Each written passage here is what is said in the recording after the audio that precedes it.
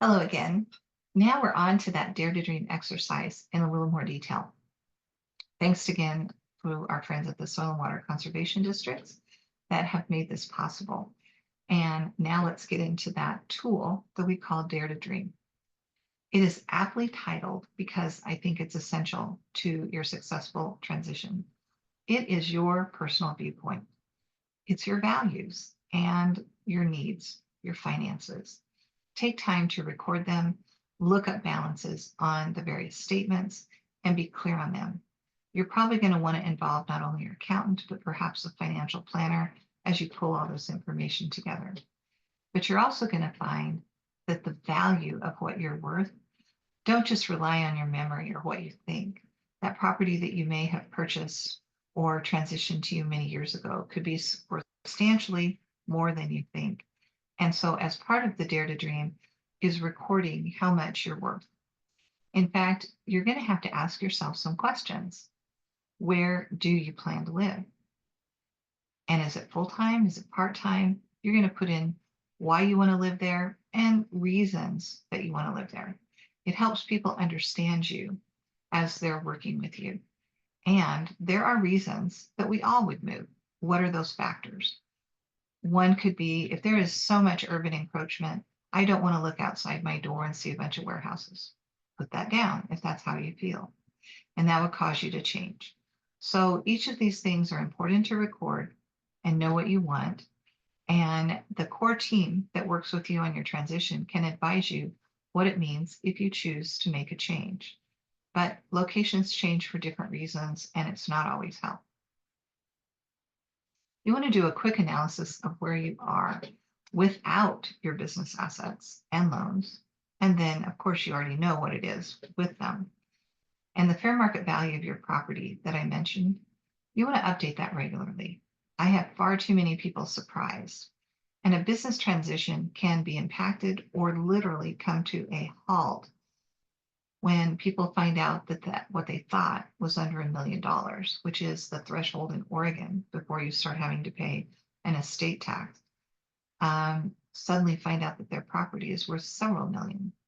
And now it's going to saddle the heirs with something they might not be able to afford. The whole idea of this transition is to help your wishes come true. And you're very much a part of that process. On to your relationships. What do you want your relationship to be with your spouse or partner and your family? Maybe your key employees and others, your community. I want you to be very honest. In fact, blunt. Be frank with yourself. Put first things first. What is important to you? And how about your health? You need to put down what your concerns are. Maybe you have a family history. There's something that should be recorded. What do you like to eat? That might change some of the things that you do. If you really like those great fresh things out of your garden, you might find that the location you're thinking about, it's not going to be so great if you're in a little tiny home in town or in a city. And if that's important to you, you need to acknowledge that. You're not going to be very happy there very long. I worked with a gentleman who drew a picture for me. And I said, what does your transition look like? And he drew a great big boat. It's what he always wanted to do. And so what is that picture in your mind that you want to do? And what would make you change it? Well, going from being a farmer to working to being on a boat, going all over the oceans, well, great adventures occurred. 2 years later, he was back in my office saying, Diana, I want my farm back. He hadn't really evaluated his next chapter and what it was going to involve. Vacationing. Where do you like to go? If you're going to make a big move, I hope you're going to try it before you make that your everyday occurrence. Do you have goals? And have you tested those dreams? I had one person who was going to move to Florida. And I said, have you been down there? Oh, no, but I read all the articles and I watched all the TV programs on it. And I know that's where I want to go. They finally listened to me and they took a trip down there. And I asked them to take another trip at another time of the year because they really liked it during the one time.